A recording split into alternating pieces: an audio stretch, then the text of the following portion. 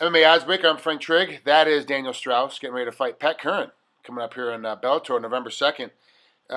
Daniel, how you doing, bud? And how is Florida treating you right now? Doing good, man. Love Florida. Been down here, living down here for some time now. Training at American Top Team. Excited for this fight. It's pumped. They're Pat Curran, obviously, big last name. Fought a lot of guys with a 19-4 record. You fought quite a few guys too, at 21-4, and you fought some better named guys. And right now, you're riding a 5-fight win streak. Is that correct? Yeah, yeah. Um, I just feel like me and Pat met obviously a long time ago. We both, we fought some similar guys. We fought some of the same guys.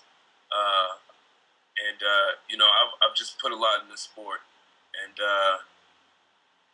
to see him where he's at right now, and to know where I can be at in this sport, it just motivates me. You fought Pat back in April of 2009.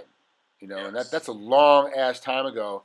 And then Yeah. after that loss, it kind of seemed like it changed your mindset and changed your career a little bit because if I'm counting this right, 12 Yep. fights in a row you went before you lost again. Yep. I went on a 12-fight win streak over 2 years. Since that fight with Pat Curran, I've won 17 of 18 fights. That fight changed me as a fighter because I just took the sport more seriously. Before that, I didn't have the proper training. I didn't really know the sport as well as I, should have. Mm-hmm. And up until that fight with Pat, I won some, lost some, and it was And once I had fought Pat, I really decided to take it seriously because I knew I could be good at it, and I got the proper training. I started, working my butt off, and here I am today. Of your last 18 fights, your one loss, like you said, your 17 out of 18 fights is to Patricio Freire in Bellator, unanimous decision. So it wasn't like you got destroyed and got run over. It Yeah. wasn't like you got caught, you got knocked out, you got submitted. You Yeah. battled in that fight, and when I saw that fight, I believe you lost every round, but it wasn't like you got crushed Right. every round. You had just a little bit of a change, a little bit of a combo change here, maybe a bit better takedown defense here. You could have won one or two of those rounds. You could have won the fight. You have completely adapted as a competitor. You've been at AT&T for a while. It's not like this is something brand new to you. Something's changed in you mentally as well. What happened that has made you're much more mature when you fight. You're a lot more patient than you were even 16 fights ago. You're really paying attention even 6 fights ago. You're a lot more patient with your techniques. Is that something that Labario's finally put in your head, from being down at 8? Is it something that you get from these other guys, or something that just happened for you? I think it's a combination of a few things. It's working with the coaches here.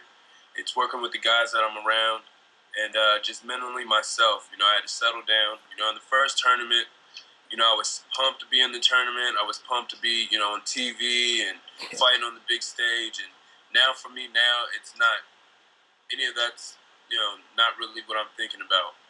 I'm more thinking about winning this fight. So I had to settle down and focus on what's more important. Is the lights more important, or is getting the win more important? So working with these coaches and, like I said, and the guys I work with, they're on the big stage all the time. So it kind of just feeds down to me. Are you excited about avenging your loss to Pat Curran, or is this because it's been so long now? This is just another fighter that I've got to fight. It's just another fighter. I'm more excited about winning that belt than I am about revenging a loss. To me, a loss is loss. I learned from it. I got more from that loss than he got for the win. So to me, I don't care. We're both two different fighters. If we both go back to that tape and try to fight each other off that tape, we'll both lose the fight. Because I'm not that same fighter and he's not that same fighter. So we're both walking into the cage, meeting each other for the first time again. Do you watch a lot of tape on your opponents when you get ready to fight them, or do you let your coaches do it? I do. I like to see what's going on. You can tell me all day what he's doing, but if I don't see it myself, it's not really gonna, help me. So, I do watch as much tape as I can of Pat. Some guys I do watch a lot of tape. Some guys I don't. But Pat has definitely been one. He's really elusive, so I've tried to get as much tape as I could on him, and watch a little different things that he's doing. From Pat, what do you think is the best thing he does well? He does the most significant thing you got to watch out for. Is his punching? Is his wrestling? Is it a submission game? Like, what is the one thing that you know when you walk every time you fight Pat Curran, no matter who you are, that you know he's going to come at you with it? Um, it's a couple things. Pat has a lot of power. People don't really notice it, but he can put you down with one shot. I'll be a witness to that. So Pat has some big power in his hands. But with that being said, Pat's really good on the ground. People see it here and there, and they know how good he is. But overall, Pat is just really, like I said, elusive. That's the number one thing that you have to be aware of is he can do anything at any time. He has good kicks, he has good punching, he has good submissions, good wrestling. So you just have to be aware, the whole time you're fighting him, what's going on. What is the toughest aspect of mixed martial arts for you to learn? What was it? Was it boxing? Was it wrestling? Was it jits? I want to say it was jiu-jitsu, but it wasn't. It was it took me a long time to get into jiu-jitsu. But once I started to get into it, I fell in love with it, and it just took off for me. But it really was, getting on my back and being comfortable on my back. Growing up as a wrestler, you don't want to be on your back at all. So, getting comfortable on my back was probably number one thing.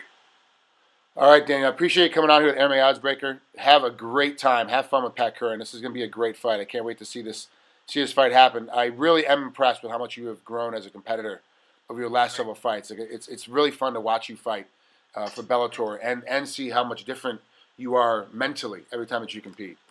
Yes, sir. I appreciate it, and thank you for having me.